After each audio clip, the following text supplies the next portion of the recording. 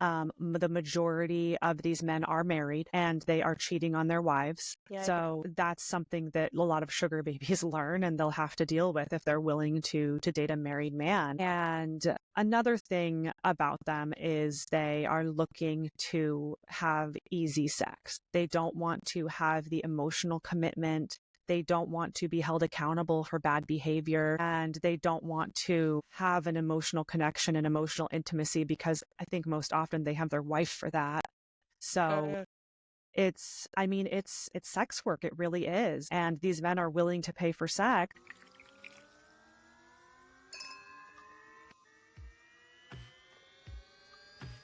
Welcome to Those Are the Girls with Mallory and Friends, the podcast where we explore life, career, relationships, and pop culture through a Christian conservative perspective. Each episode, we dive into deep topics that matter most to us women, from navigating your career with grace and confidence to watering meaningful relationships grounded in faith. We're here to empower you to embrace your femininity and stand firm in your beliefs. We'll also tackle the latest in pop culture, discussing how they align or clash with our values. Let's uncover the truth and encourage each other to live boldly and authentically. So whether you're at home or on your commute, get ready for some fabulous conversations. Grab your teacup, pour yourself some tea.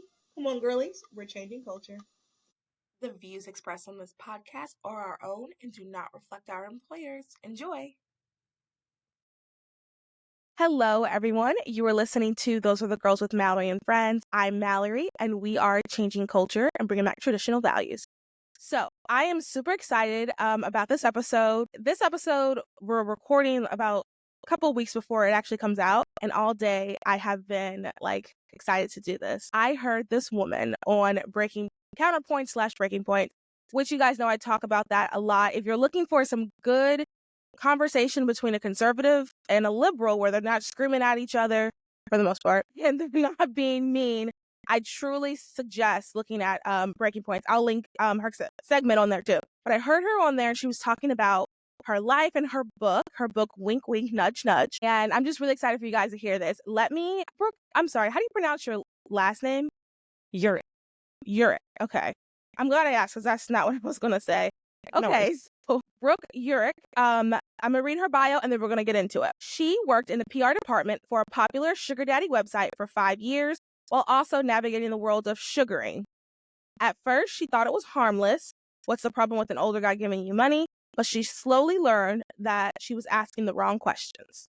So we talk on this podcast a lot about trying to think of how to word this. We talk a lot about, as women, how we are beautifully different than men and that's okay, and about how we can be empowered and we don't have to use our bodies, how we can use our brains. And we talk about that a lot, but I think it's going to be so much more beneficial as we talk with someone who can give a different type of perspective on this. So without further ado, Brooke, can you tell us about yourself? Yes, thank you so much for having me. And I was excited about this too. I'm very interested in your content and reaching your audience because those young girls, college-age girls, are exactly who I think needs this information. So like you mentioned, I worked behind the scenes at a popular sugar daddy website while also trying my own luck as a sugar baby. And at first, when I joined the website, I didn't realize what it was because the marketing and the colloquial terms sugar baby and sugar daddy, it doesn't say sex work. It doesn't say prostitution. And they tout themselves as nothing but as not that, right? They have nothing to do with that. They're like, oh no, it's so much different. And that's why I joined the website, is because I didn't think it was sex work. I didn't think I was engaging in that when I joined the website. But I quickly learned that that's exactly what it is. It's mostly just men wanting to pay for sex. And I got preyed upon by men when I first joined the website as a sugar baby. And then how old were you when you joined? I was 21. Yeah, so I was 21 and I live in Las Vegas. So I kind of had this idea that it was normal to go out with rich guys and go to the club and get a bottle service paid for by men and go out to dinner with these guys. So it really wasn't that far off for me to think that I would find a rich guy to give me money. So when I originally joined the site, I had it in my head that it was just going to be easy. And what I quickly found out is that the website uses anonymity to absolve predators through intentional anonymity. And at first I thought I was being anonymous to protect myself.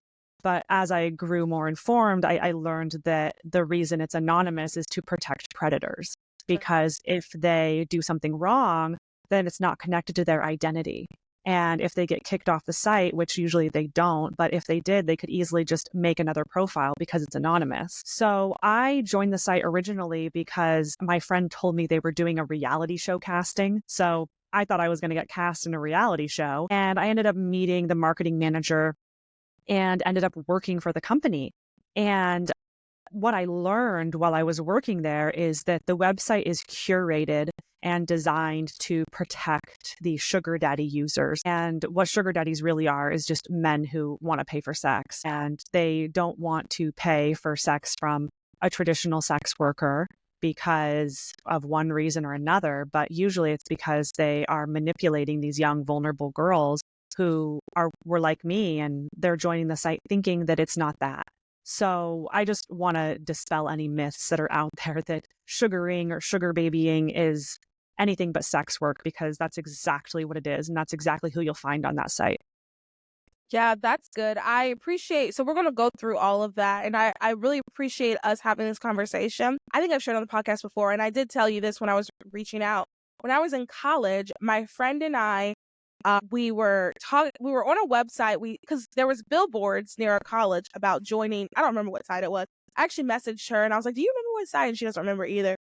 But it was a site, and it said, join to get your college tuition paid. So we were like, looking back, like, I'm pretty prude compared to a lot of people, so I don't even know why. But like, we're on the site, like, okay, well, maybe we can, join and don't have to give sugar. Like, we're good conversationalists. That's what, we were thinking. So we're like scrolling. We didn't sign up, but we were like looking at some of the pictures, like, oh, this isn't what we thought it was going to be. Neither one of us actually signed up, but like, it does market to young girls. And the college tuition thing, I was like, now this is interesting. Now I'm intrigued. Can you talk a little bit about that? That was one of our biggest marketing pushes while I was working for the company. It was called Sugar Baby University, and it was basically like a press angle. So when I was working there, I was a PR manager. And I mean, maybe some of your audience is familiar, but if you're not, a PR manager is basically a liaison between a brand and media.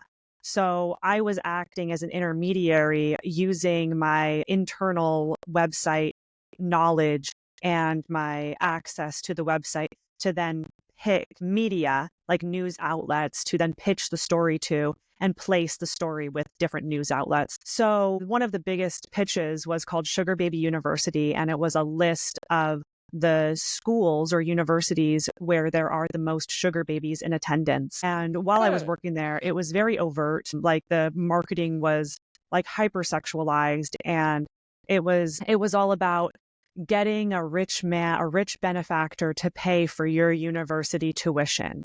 Yeah, something like that.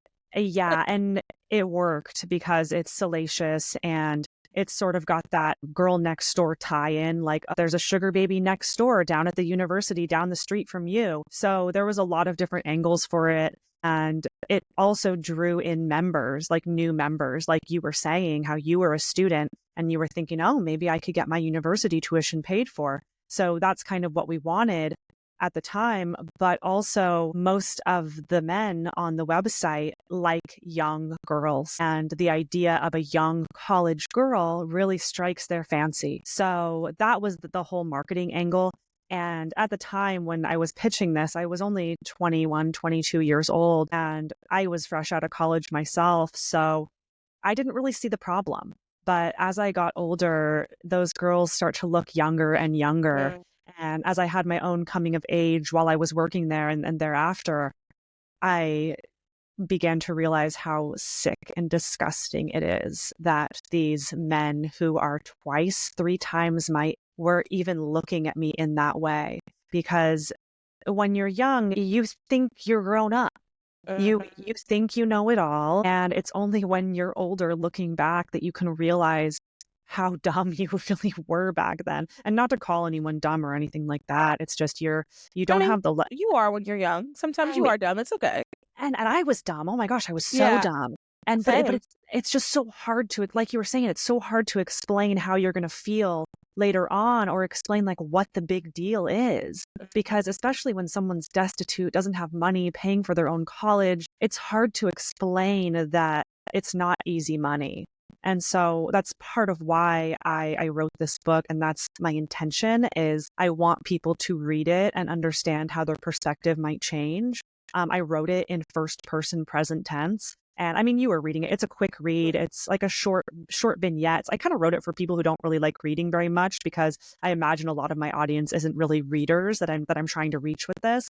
But I wrote it in present tense because I really wanted to have my inner monologue speak to the reader and show them how my perspective changed from when I was 14 to when I was 18 to 21 to then 27, when things start to look much differently. Because I just don't know if that's something that people can really wrap their heads around when they're so young. And like you said, they're, in dire straits. So I feel for them. I really do. But I also just want them to read this book before they decide to monetize their sexuality on the internet, be it OnlyFans or sugar dating or whatever. Yeah.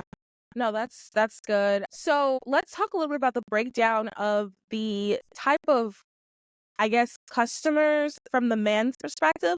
Like statistically, how old were they? What type of professions?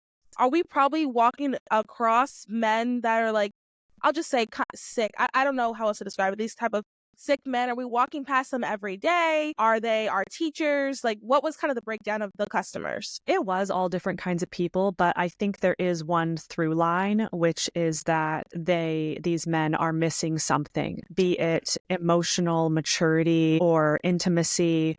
The majority of these men are married and they are cheating on their wives. Yeah. So that's something that a lot of sugar babies learn, and they'll have to deal with if they're willing to date a married man. And another thing about them is they are looking to have easy sex. They don't want to have the emotional commitment. They don't want to be held accountable for bad behavior, and they don't want to have an emotional connection and emotional intimacy, because I think most often they have their wife for that. So it's sex work. It really is. And these men are willing to pay for sex, and they don't want to pay a regular sex worker because of one reason or another. But usually it's because they want someone who's naive and who doesn't have the perceived aura of someone who has been in the sex industry a long time. They want someone fresh and vulnerable and easily manipulated. And a lot of times they're not paying any money at all. They're just looking, because they pick up where the marketing of the company leaves off. And they say that they'll take you on a trip, or they'll give you this, or they'll give you that, but they don't have any intention of giving you anything at all. They're using the site as an agency to easily get free sex from vulnerable young girls. And that happens time and time again. I would hear about that all the time. There's actually a New York Times piece that came out, I think in 2018, that kind of details what that looks like, and what happens. And more often than not, when I would meet users of the site, which I did frequently when I was working there, they would have horror stories for me about exactly that happening, men lying to them, manipulating them. And most of the men on the website are not rich. They don't have the money or expendable income, because think about supply and demand. There are not enough rich men to go around. And some wonderful rich man, like some Richard Gere in Pretty Woman, they don't need a website to find someone to spoil. That's kind of one of the conundrums we're facing right now in modern dating, which is that these high value men have so many options and can easily get sex very, very quickly. So why would a good guy, a rich guy who just wants to give you a bunch of money, why would he need a website? It just doesn't make any sense. Yeah. And it's so interesting you say that, because my brother and I sometimes talk about, my brother and I are 15 months apart, so we're close in age. So we talk about sometimes things that we see, like tweets and things like that. And we were talking about kind of what you just said about how, realistically, there wouldn't be a good man that just wants to give you money. And I remember thinking, my brother's like, duh. And I remember he laid that out, and I was like, yeah, I guess it does make sense. But initially I was like, well, there's people who have money. I'm sure they want to. But my brother's like, as a man too, he would know. But he's like, duh, that doesn't make sense. And it doesn't make sense. I think that we kind of sometimes we live in these fantasies, like you said, Pretty Woman, for example. We live in these fantasies, and I think it's hard to come to the realization that that's just not going to happen. And I like that you said this because like I said earlier, I think sometimes too, I've had conversations with friends where they're like, well, maybe I'll can be good conversationalists. Like maybe I don't have to give him any sugar, but it sounds like then he's just not going to talk to you. Like nothing will happen then. So I think that's just something for us to just think about and to remember that realistically, a really nice, good, rich man can find someone in real life. And there's no reason for him to be on a website, especially, and even thinking about this, like, especially a website where he just gives it away. Because even when I'm thinking too more about like the super rich people that I know that like I've run into, they are so savvy with their money. It is hard for me to believe that they would just give it away to some girl just because. So yeah. Also, I want to say something too really quick about what you said about the majority of them being married. That is awful and that is heartbreaking. And when the girls find out, is it a lot of girls like still sticking with it, or are they like appalled? Do women know this? Kind of like, are people aware that that's probably the statistic out there, or like what have you seen in regards to that? Well, on the website while I was working there, you had a status and you could put married, Oh, divorced, separated. And in my experience, most of the men who put separated were actually married. okay. And just in general, most of the men put married because they want to be clear that they're looking for something discreet, that they're not able to engage in a typical relationship, that it's going to be behind closed doors, not out in public. And I think most of the girls who join the site, they quickly realize that. And if they want to get money, then they have to be okay with that. And some of them that I talk to, they would actually prefer married men because they're more generous and they're not as needy emotionally because they like have a wife and kids and a job. So like they're busy. So yeah, I heard that a lot of times that if you want to make a lot of money, then you go for the married guys. So, I mean, that was a moral conundrum for me. And I was with a married man one time and it was just so yucky to me that I was just like, I'm never doing that again. Wow, that is shocking. I think, and we'll talk about like morality of it all a little bit later. But I do think that's just something also to think about, just in general, about this whole idea of sugar babies, sugar daddies, paying for sex. It's just like the whole morality and the ethical implications of the whole thing. I want to backtrack a little bit. At the beginning of the book, you talk about your upbringing in Las Vegas. Can you share a little bit about how that is? I personally grew up in Charlotte, which, oh, that's a big city. No, I grew up in a small bubble in Charlotte, like a small little Christian bubble, went to a Christian school. You know, when I went to college in New Jersey, which is very different than North Carolina. That's when I saw the world. I'll put it that way. The train to New York was 15 minutes. It was a 15-minute train to New York. Went to New York some weekends, a lot of weekends, especially my freshman year. Anyway, I kind of want to talk about like in my head, I think Las Vegas, like, wow, they probably did all these cool, amazing things. And reading some of the things that, even some of the stuff like meeting boys in high school and I think you said you went to a club for the first time in like 15 or something like that. I can't even imagine. I was going to church and I was going to like football games, and then we go to the bookstore, Barnes and Noble, right after. So like, can you talk a little bit about that upbringing, and you think if it influenced your desire to go into this field, I guess, or can you just talk a little bit about that?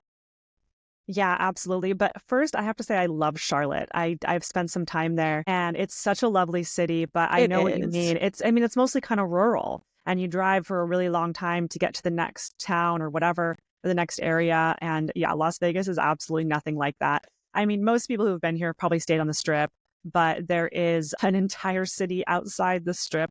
But it's actually quite small. Crazy enough, the population in Las Vegas has doubled in the past 10 years. Oh, wow. So yeah, it's just like so much construction and those like orange traffic cones. Yeah. We call those the state flower because they pop up everywhere. They line That's every highway. funny. Yeah, so that's kind of the vibe here is like very urban, but also very new and fresh. And it's mostly transient people, mostly people who are not from here. So it lends to the idea that like what happens here stays here, which is obviously not true. And it was very disillusioning growing up here. I'm from San Diego, but I moved here when I was 15 and ended up getting a fake ID very early on and going to whatever clubs would let me in and drinking and partying.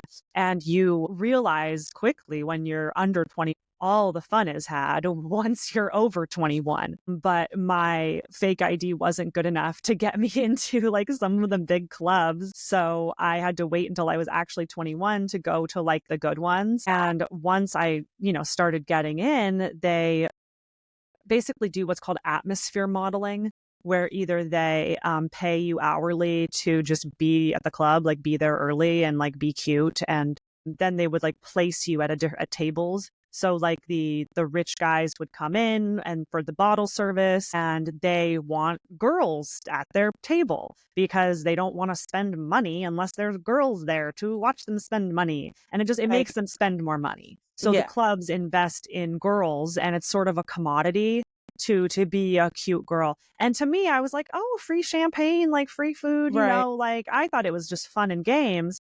But I quickly realized that, most of those men at the club are married too, and they're like on conferences and business trips. But I think, growing up here definitely did shape, or spending, my later teens and my early 20s here shaped how I thought the world really was. And it definitely set a standard for like what I know luxury to be. Like a lot of people who are from a smaller town or something like that, like they aren't as like tainted by the luxury that's here. Like I'm just kind of like I'm accustomed to it. I'm kind of used to it. So it's kind of like hard to impress me with like luxury stuff. As opposed to someone who maybe grew up in a small town and they come here and they're just like, wow. So I'd be so impressed. I mean, it'd be so easy to fool me. I can admit that it'd be so easy to fool me. Continue. Yeah, but I think that gets people too when they come here or when they join a sugar daddy website. They think that a standard of luxury is like $200 for sex or something like that. And so they're like, oh my gosh, I'm making so much money. And it's like, well, if you had a higher standard and because you weren't from, a smaller town or whatever, I think things would be a lot different. So I think there is kind of like a parallel there between like trying to find the luxury in Las Vegas or trying to seek that out and like trying to seek out like sugar baby lifestyle. So I think there is a lot of overlap there. Yeah, that's so fascinating. I feel like when I think of like the women that would want to do this or would be a little bit more susceptible, I think that we would be a very good combination, like someone who's easily impressed and then someone who has seen it so knows it could get better. And I just think that's something else to, if anybody listening, just to kind of remember and to think about, because we hear stories all the time about women falling for this or like women doing this and that. And I think sometimes like, oh no, I could never. Me, I've seen the whole world. How could I fall for that? But no, like realistically, like anybody can. And like, if you don't, if you're not cognizant, if you don't have, and we talked about this earlier, informed consent about what's actually going to happen, about everything that's, being laid out, then, you can make some decisions that that could change your life and that you could regret. I don't want to share too much about, like, I don't want to give away too much in the book, but I kind of want to talk about, maybe you can give like an overview of your time working at the Sugar Baby website and like how that happened. Yeah, let's talk about how that happened. I originally joined the website because my friend told me they were doing a reality show casting. So, it was my friend who I was going to those clubs with and being paraded around different guys' tables. So when she told me about this website, it really didn't seem that far off from what we were already doing. Like we were already getting our dinners paid for and such. So when she said they were doing a reality show casting, I was like, ooh, like I don't want to go to college. I want to be a reality star. Yeah. So I really, truly had that in my head that I was like going to be a reality star. And I ended up getting cast for the reality show, which was not a reality show at all. It was like a one-off show. And I submitted to the casting email my info, some pictures of me, and they called me immediately. And I was like, well, I've never been on the website. I don't have any experience as a sugar baby. Like, can I still do this reality show? And they were like, oh, you're perfect. Don't worry. We'll tell you what to say. And I was like, oh, okay. So it's kind of like an acting job. I was like, all right, fine. So they paid me to appear in this interview, and it was god awful. I don't think they ever used it because it was so terrible, because I had no idea what I was talking about. Like I was lying through my teeth about everything, and they were just telling me what to say. And the thing with their casting, and I put casting in quotes because that's how they lure people in to participating in paid media interviews. So if you're familiar with like journalistic integrity, like journalists are not allowed to have paid case studies. So if a case study, like an interviewee, you cannot pay them. And like I went to school for journalism, so I remember taking like an ethics class, and they were saying like, even if someone is destitute and they need a ride somewhere, like as a journalist, ethically, like you're not supposed to give them a ride. Like you're not supposed to interfere with the story because that changes the story. And if you do have to do that, then you have to disclose that in the story. You have to disclose your biases, just like they do on Breaking Points, which I love about them, that they're always so open about that, because most people are not 100%. open about their biases, and it's okay. We're all biased, but at least, be honest about that. Anyway, so it's a huge ethical no-no for journalists to have paid case studies, because it's implied that the case study is doing it for the money and then saying whatever they want to say because they're being paid. So when I was cast, I was told, don't tell the journalist you're being paid. And if the journalist asks, you have to say, no, you weren't being paid. And so I was like, okay, like that's kind of weird, but whatever. Yeah. And so then fast forward, I was actually then working for the company through that interaction, that casting. I ended up meeting the marketing manager, and then they offered me a job. And first I tried my luck as a sugar baby, which did not work out. And then I was in dire straits. I had quit my job. I didn't apply for my last round of credits for graduation, and I needed a job. So I called them and ended up starting working there as a PR coordinator. And I was then doing the casting. So I started out doing exactly what they did to me, which is roping girls in with the promise of a reality show and then paying them to give media interviews.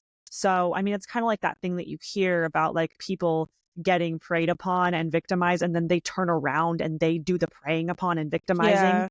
It's kind of this pattern that happens. And to me, it's because the people who are complacent then become complicit.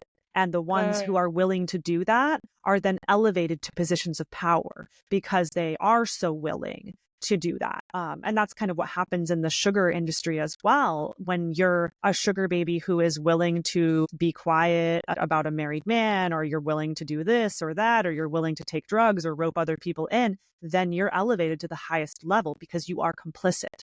The ones who are willing participants are the ones who get lots of money. So it's this cycle where the more you agree to nefarious acts and terrible behavior, the more they pay you. And that was true at the company as well. The longer I kept my head down and did my work, the more they paid me. So it's just this cycle that's kind of repeated at a lot of different levels. Wow. My next question is, sorry, I'm trying to think what direction I want to go in. Actually, I want to go ask so you said your try at being a sugar baby was awful. Is there a story you want to share? It could be in the book, could not be in the book, of just something that you're like, okay, this is not for me. I can't do this anymore. Yeah, I mean, when I first started at the company, I was still using the website and trying to find a rich boyfriend. So I was only like directly paid for sex one time. And I felt so yucky. That was the married guy that I mentioned earlier. And I felt so yucky about it. I was like, no, I don't want to do that. Like, I'm not into that. Like, what I want is a rich boyfriend who's going to spoil me. And so I thought I was going to find one. And I did end up meeting a man who I fell for on the website, and he told me he was separated. He told me he was getting a divorce, but what ended up happening is he was not getting a divorce, and he got his wife pregnant again. Oh, wow. So after that, I was also 25 at that point. So I had my fair share of experiences with men from the site, and I'd been working there for probably 3 years at that point. So I was also older. So I had a bit more life experience and could really understand that if a man is using a sugar daddy website, he's not the man for me. Like if he wants to just pay for it and wants it to just be easy, then that's not the type of man that I would ever want to be with. So it took getting my heart kind of broken for me to realize that, but kind of a blessing in disguise, because I had to realize that for me to stop looking for that and to go the more traditional dating route. But of course, I was working for Seeking Arrangement, so no men wanted to date me at the time. So it was kind of a catch-22 that I found myself in. Now that's interesting. Okay, we're going to talk about that in a second. But I also want to just point out how you said that the only time that you were paid was by the married man. And I think that's so interesting because it goes back to what you're saying. The more complicit you are, the more unethical things that you do, those are the ones that are going to get you the most money. That's very interesting. Well, Yeah, to that's very clarify, interesting.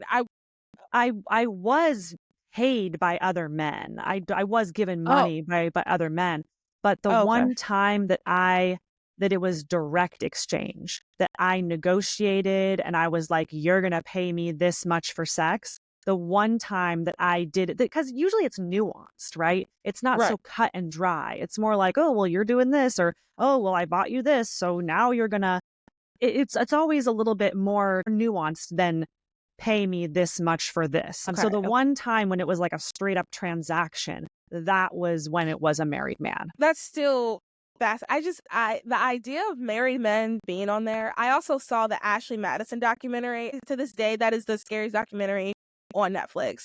Just the idea of marrying someone and then, you guys had the conversation about being monogamous, and that's terrifying to me. So I want to talk about really quick.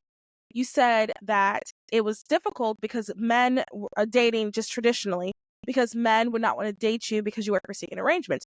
Now, can you expand a little bit on that? When they found out, were they like, well, you must be sleeping with, did they expect you to also be sleeping with a bunch of other men? What were their reactions? The reactions were just mostly negative. I remember going on several dates, and on the date, I would explain to them that I worked in the PR department for Seeking Arrangement, and they would be nice to me and pay for the date or whatever. But then after the date, they texted me and said, hey, like, I just really can't get behind the whole sugar daddy thing.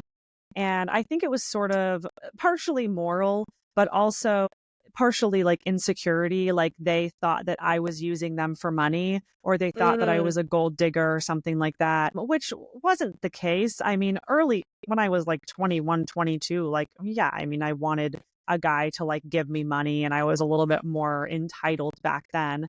But as I worked for this company and got older, I was like making a lot of money myself. So it was never that for me. Like I was never seeking that out. But and especially not from a regular vanilla guy off of Tinder or whatever. I wouldn't expect him to ever give me money. But that's yeah. a very hard thing for a regular man to wrap his head around. That I'm fine with a sugar daddy, but I know you're not one, and that's not what I'm looking for from you. I think the fact that I was even willing to work for the company said something about me back then. And they, a lot of times, just weren't comfortable with that, or like, can I introduce this girl to my mom? And I mean, Mm, the answer was no. But I mean, to be fair, I kind of still deal with that today. Like, I don't know, people just have their beliefs about who I am without really knowing me. They like mm, assume my character is one way because I have exchanged money for sex the one time. And so it's like, well, the fact that you would do that ever like means that you're damaged goods. Um, mm, and and that's one of the things I kind of wanted to shed light on as well, is that, if you've done this, then you're not damaged. You were probably tricked into it like I was. And I regret what I did. I take accountability for it, which is why I wrote an entire book about it. But I also don't think it's entirely my fault for joining a website that exists. Like if the website didn't exist, if the media didn't perpetuate those narratives, then I never would have joined the website. So to just do something because I saw it in the media and thought that it was something that it wasn't, I think that's where a lot of people kind of land, and that's why a lot of people join. yeah. And I want to kind of piggyback off what you said about not damaged goods. I mean, for you, for anyone listening, take accountability and say you're sorry, like regret. Like that's all you need to do. Let's not You don't have to, I don't know, that hurts my heart that people would feel guilty or people would hold it against you, especially, I mean, you've written a book, you're doing activism, essentially trying to get the word out like that, to hold that against you is crazy. Because the other thing too is, and this is just like a side note, we all have lived different lives. And I think that, and for those of us that are Christians, like the most important thing for us to remember is that, like, if God forgives someone, then who are we to hold that against them? Now, if someone steals something from you and then 15 days later they sell something for someone else and then it turns out they're a big thief and they're not really sorry. Okay, that's different. But when people are like repentant, when people take accountability, and like there's also, I think with this topic specifically, there's a lot of nuance to it. I think that some things are black and white, but I do think there is a little bit of nuance, especially, I mean, it sounds like they pray. And I mean, like I said, I saw the billboard for the college students. And I mean, if little me saw a billboard for college, I cannot imagine other people that have seen it and like how it's enticing, So I do think that, we should have grace for people, and people who have done things like, have grace for yourself. It's okay. Move forward and live your life. Redemption is always, that's another huge thing about this podcast. I 110% believe in redemption. Nothing you've done is ever too bad to be redeemed. Maybe if you murder, but we'll talk about that later. But like, nothing you've done for the most part is too bad to be as I said, I was like, well, I'm sure there's like one or two things I'd probably be upset with you about. But yeah. Anyway, I just wanted to add that. Yeah, thank you. Yeah. My next question, let me go back to a lot of the questions from what you said. Let me look at my notes. Thank you for listening. That was just part 1 for a 2-part episode. If you enjoyed this episode, please stay tuned for part 2 and make sure you rate, review, subscribe, and share with all your friends.